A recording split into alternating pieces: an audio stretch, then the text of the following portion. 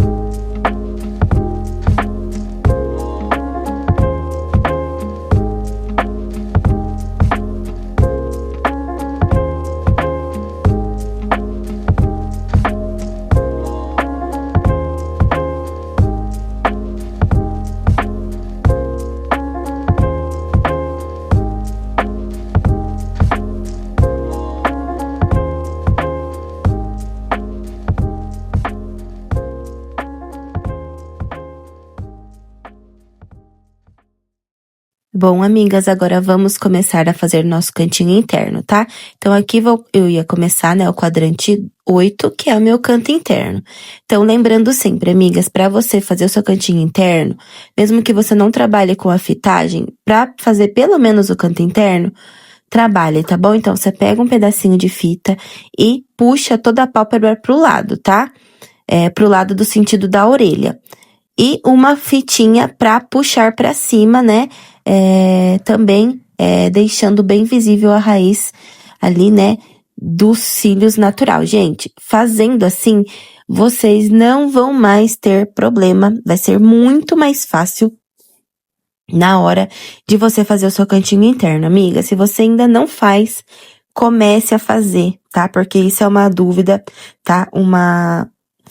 É uma dificuldade que muitas de vocês me perguntam, né? Pedem dicas diariamente pra mim, entre alunas, né? Meninas que me seguem, tá? Então, amiga, faça dessa maneira que você não vai ter tanta dificuldade, tá? Porque você vai conseguir deixar bem exposto, né, os fios naturais. Então, você vai ter total visibilidade. E o importante para você conseguir fazer o isolamento e a acoplagem correta, seja no canto interno ou qualquer parte da extensão, é ter essa visibilidade, amiga, essa ótima visibilidade dos fios naturais, tá? Então aqui, ó, eu dei um zoomzinho, então vocês veem que você puxando pro lado a pálpebra, né? E essa quantidade de cílios também que já estava aplicado, não tem como eles atrapalharem, amiga, vai ficar muito mais fácil, tá? Então comece a fazer os cantinhos internos assim.